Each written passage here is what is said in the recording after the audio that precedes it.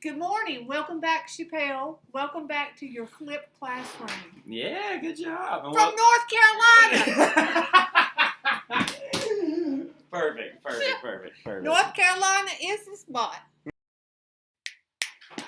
Welcome back, AP. That's right. Thank you for the introduction by my darling mother and stuff like that, who was one that actually was very excited to tell y'all, like, welcome back and whatnot. So the thing about it, though, is we're going to pick up right where we left off in class, right before we go back to school after the end of spring break, which I know wants to make a lot of y'all cry, but it is what it is, you know what I mean? But we are now cruising down the road, right? We are now on our way. Thank you, sweetheart. We are now on our way currently going into that month-long stretch before the AP exam, right? And we're coming up on a test very soon, right? We're going to have one day of class, and then we're going to have our next test, which is going to be on the back end of Unit 7, right? Which is going to focus mostly, okay, on all that different stuff that we talked about, like modernist thinking, and then also going, which was very confusing, I understand. But we're going to be getting into some other stuff, and then we're also, of course, talking about imperialism, nationalism, and a lot of the things like that, right? Now, going into it, though, we left off in class talking about the discovery of materials, like raw materials in Africa, right? And we talked about the early voyages of David Livingstone and Henry Morton Stanley, and how they're actually going to begin to like cause this whole conundrum of problems, right? These two guys are going to be British emissaries that are going to go out there, and ironically enough, Stanley actually got sent to go find David Livingstone, because David Livingstone was actually in current day Zambia, and like so what ends up happening though is he gets sent to go and find him, and then in the process ends up discovering a lot of different raw materials that were actually available in Africa, right? Things like copper, gold, rubber, ivory, palm oil, things like that. And what also Morton Stanley is going to discover as well in this entire process is that most of these raw materials were being held over by tribal Africans, right? Africans that had not like advanced in the same way historically that many Europeans had. So of course him having this disgusting bloodlust is going to then decide to be employed by the Belgians and multiple other like different countries within Europe to go out there and find ways to claim that area and that territory away from those Africans, right? The stuff that they belong to them, rightfully so, that they actually didn't even really want nor need, but then they're of course going to be forced to go harvest it, mine it, and all these other things. And what's going to happen is this thing known as the scramble for Africa. In the late 1800s, the like European powers are going to begin to rush into Africa with the advent of things like new medical technologies, quinine medicine, Lister, like Joseph Lister's like ideas of antiseptics and new surgeries and things like that. Is going to give Europeans the ability to go into African territories that they never once actually could, right? And so the scramble for Africa will occur, and to try and keep peace between the European powers while they go and take land and resources from people that like, and they go and take things that don't belong to them whatsoever and subjugate the people that live there, they decide to have a meeting, right? In 1884, they get together and they have this thing known as the Berlin Conference, right? And at the Berlin Conference, they literally got together with the guide of Otto von Bismarck, and they carved up the African continent and took it for themselves, right? Which is one of the most racist and ridiculous events in European history that I've ever heard of before. A bunch of like guys in Europe getting together and being like, oh, you're going to get this piece of this continent that doesn't belong to us, right? So going into it though, what's going to happen though is you're going to see that Berlin Conference effectively basically make Africa go from looking like this to looking like this map there on the right side, right? And that little middle chunk right there, the Belgian Congo, is going to become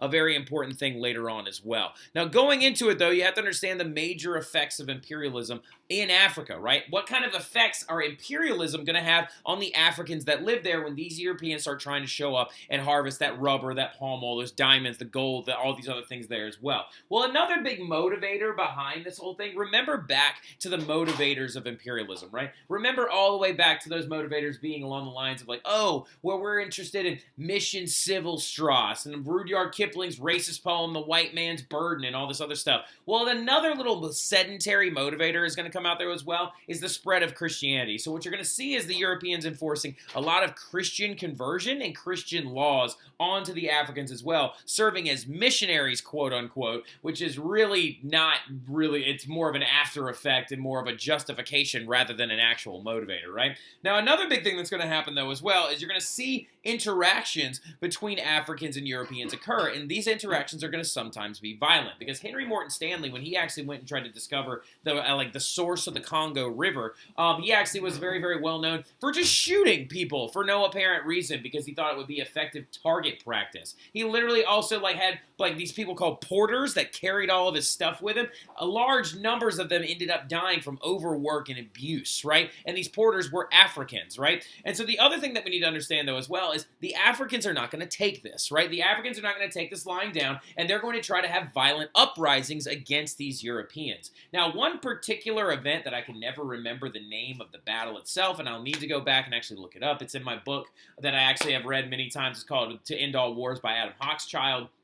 It's actually a really good book about World War I, but it actually talks about imperialism early on and about how there was one instance where 5,000 Africans bearing the weapons of their of their use of wooden shields and spears and things like that went up against 50 British soldiers that had 4 Maxim guns, right? And what ended up happening is over 2,000 of those Africans died and not a single British person was injured, right? Not a single British person was even injured, and it led to a very popular poem coming out, which is a really, really screwed up poem that went a little something like this. Whatever happens, we have got the Maxim gun and they have not, which is so screwed up. That is so messed up because that's basically Europeans going carte blanche on the idea that no matter what, we have this gun that they can't stand up against, right? So going into it though as well, what you're going to see is there's going to be also fighting between Europeans over African land, right? Which is the biggest ridiculous oxymoron I've ever heard in my life, is that Europeans are going to fight over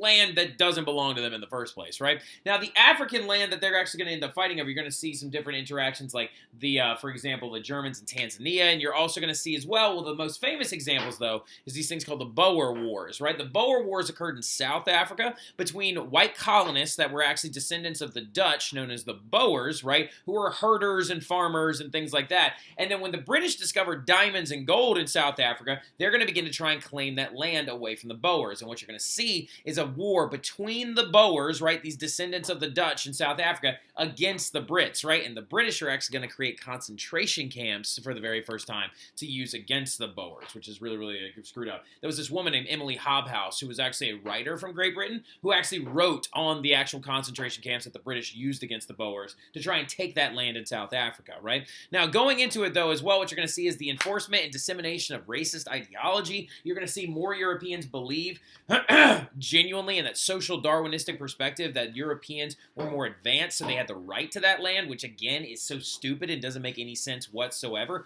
Let's just be honest. You wanted the stuff there, so you went and got it, and you were blinded by greed and lust for this product, and that's why you went and went after it, right? Now, going forward as well, you're going to see a massive attempt at genocide, right? Now, remember really quickly what genocide is. It is going to be defined as a large-scale attempted eradication of a group of people, right? And now some of you have actually heard of some famous genocides before. You've heard of the Holocaust, you've heard of the Armenian genocide, right? Well, another one that goes very, very oftentimes underheard is the one that actually occurred in the Congo. And if any of you are actually interested in reading about it, there's a really great book out there by, again, Adam Hochschild, one of my favorite authors. It's called King Leopold's Ghost. And it actually talks about King Leopold II, that guy right there, the King of Belgium, who was just disgusted with the fact that he was a constitutional monarch. And he thought that, because Belgium was a very new country. It actually just recently liberated itself, and it actually became an independent country, whereas it was originally known as the Austrian Netherlands for quite some time. Now, the thing about it, though, is that Belgium, now being a brand new country, had a constitutional monarchy, and King Leopold feels like he missed out on the era of absolutism, right? So he wanted to find land that he could rule absolutely. And so he went on a massive campaign where he sent emissaries to America and to multiple other countries as well, mainly by this guy named Sanford,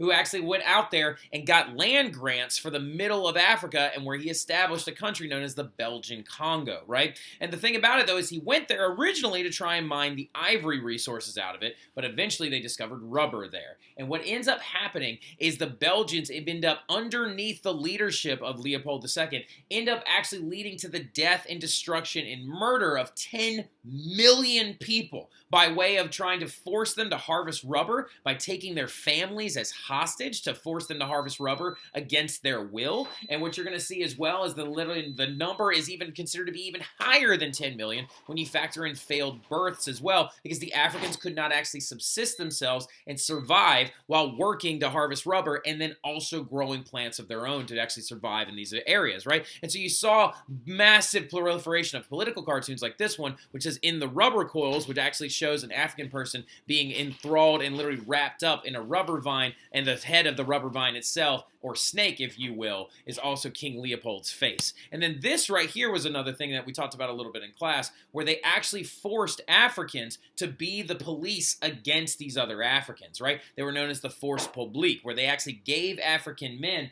guns and weapons to force other Africans to harvest this rubber. This is a process called indirect rule that we're going to talk about a little bit more here in about 2 seconds when we talk about India and like actually the British in India.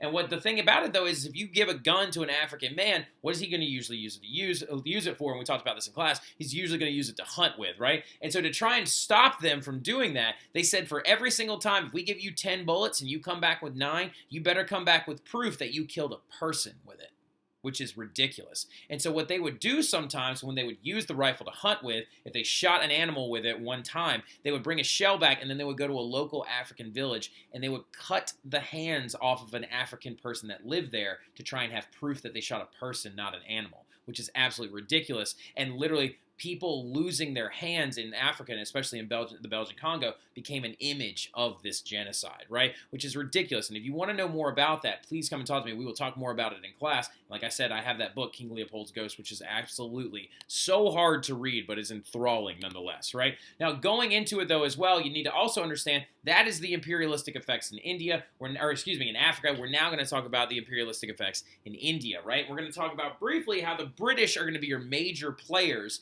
in India. And they're going to practice this process known as indirect rule over India. Now, to keep in the back of your mind, like European involvement in Indian affairs has been going on since 1497, right? 1497 being the famous year that Vasco da Gama, I know Alexandra remembers this from class, goes all the way around the Cape of Good Hope, gets all the way to India, and brings a load of spices back. Now, he was Portuguese, though, and what we're going to see, though, is a lot of European powers are going to fight over the land of India. Portugal, the Dutch, France, and England in particular, though, right? And going into it, you saw like fighting break out in India during the French and Indian War / 7 Years' War, making it that very first truly worldwide war. But since the British actually ended up winning, the French had to liquidate and destroy their East India Company, leading to basically the East India Company of Great Britain taking over India completely. Now, the thing about it, though, is that the East India Company is just a company. It's not actually a group of thousands of British people that can go over, hundreds of thousands of British people that can go over there, populate, and colonize. They never had that actual,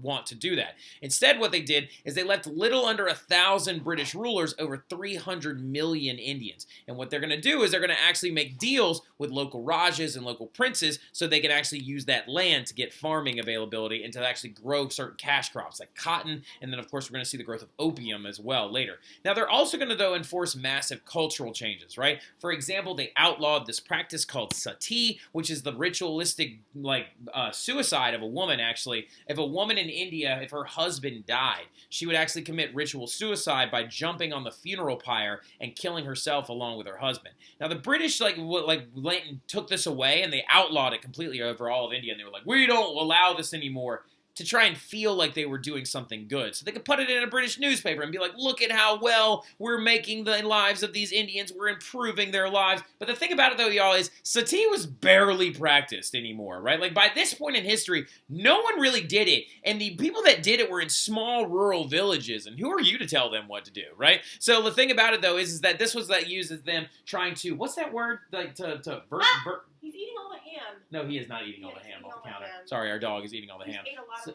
ham. How much ham?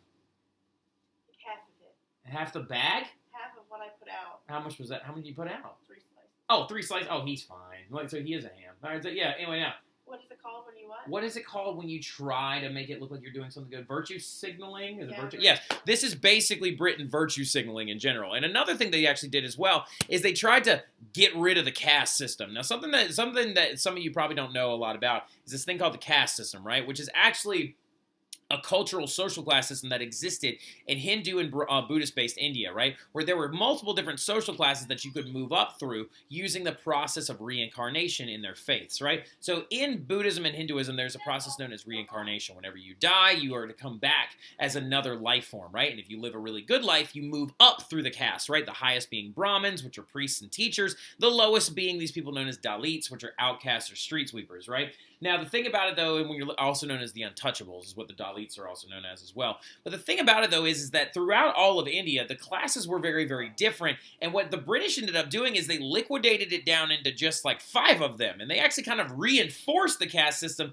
never actually really getting rid of it, and then leading to a lot of caste violence and stuff like that as well, which is really screwed up, and they should have just minded their own business. But we'll talk more about that a little bit when we get into class. But then what's going to end up happening is the British are going to come in and they're going to begin to force Christian laws. They're going to burn down and deforest areas of India to put down fields to grow things like cotton and opium. And another big thing that's going to happen is they're going to draft Indians into their military, right? And they were known as sepoys, right? They literally forced Indian men to become soldiers for the British military. In World War I, we'll talk about this in the next unit, several thousand Indians died because they were forced to leave India and then fight in a world war in Europe that they had no stake in the game in whatsoever, right? Now, the British began to dethrone local princes, strip their lands, force their workers to farm cash crops like cotton, tea, and opium, which is going to also lead to famine. Because if you're farming cash crops on all that land, Indians are no longer farming food. And what happens when there's a drought or crop failures? You saw massive widespread famine because of that. And what's going to end up happening, though, later as well, which we're about to talk about in about 2 seconds, is this thing called the Sepoy Mutiny, right? Where a large group of Indians tried to retake their country back for themselves, rightfully so. And what ended up happening is the British came in and crushed it, and Queen Victoria at the time was like, obviously we can't trust the East India Company to take care of India anymore, so we'll just take it. And it began this thing known as the British Raj, where the British Crown literally came in and directly ruled over the country of India for almost over 100 years, right? Like, India didn't become a liberated country, I think, until 1949. Could you look that up for me really quick, sweetie? What year did India become a country, like a liberated country away from Great Britain? I think it's like the 40s. I think that Gandhi did most of his work in the 40s. So going into it, though, we'll talk a lot about that. But this woman became the Queen and Empress of India, leading to the Crown of England actually being involved directly. 47? I said 49. I was off by 2 years. So, yeah. But going into it, though, as well, Queen Victoria ends up coming in when the EIC couldn't be trusted to actually lead over this different stuff, right? And you can even see a lot of this stuff in just, simple railroad patterns. If you look at the railroad patterns right here on the left, they're all actually guided towards these coastal ports to strip resources from India. Whereas if you look at this one on the right, this is actually more for moving people throughout the German Empire, right? So it's interesting when you look at railroad patterns that are about moving individuals in Europe, whereas railroads were laid in imperialized areas to strip resources and get them to ports as fast as possible. Now, is there going to be reactions to imperialism? Yes, of course there are. There are going to be a lot of Europeans that do not take this lightly and are like, look, we need to expose these other European countries for doing these terrible and malicious things, right? And for example, you're going to see these two guys pop up. These are a good example of Europeans thinking that imperialism is not okay, right? They're a small number, by the way. They're finite by comparison to the bell curve itself. But these two guys are two of my favorite individuals that I learned a lot about from that book, King Leopold's Ghost.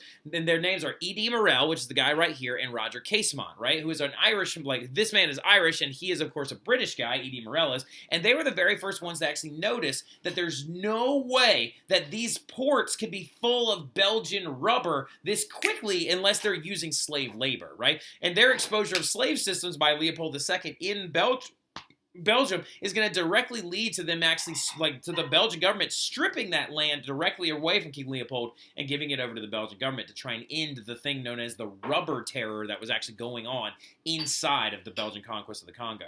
Now, also, though, you're going to see outlandishly violent revolts happen, right? So what you're going to see pop up as well in these different areas is going to actually be large-scale violent revolts, right? For example, you're going to see the Sepoy Mutiny of 1857 and the Boxer Rebellion of 1899 and 1901, right? But the thing about it, though, is we're going to talk about those things in class when I actually see y'all again, because it's a lot of pictures that I'm going to talk about, right? We're going to talk about how large-scale revolts are going to break out in these imperialized areas because these Europeans are not supposed to be there, right? And so, of course, when you have someone who is not supposed to be there, taking over your area, changing your culture, leading to famine, and then also forcing laws that don't make any sense in your religion, people are going to get upset and they're going to violently revolt, right? But again, Europeans are going to come in there, and the ultimate result of these revolts is a massive crushing of these revolts will occur in both circumstances. But we'll talk about that more when we actually get into class, because it's a lot of details, a lot of pictures I want to show you. And also going into it, make sure you start studying. Check that email. Go ahead and start checking out those practice questions that are on the AP Classroom. I'm making a lot of stuff available for y'all for your practice. And when we get back, we're going to be doing our first DBQ together, an actual writing practice, okay? But I'll see y'all soon. Y'all have a good one.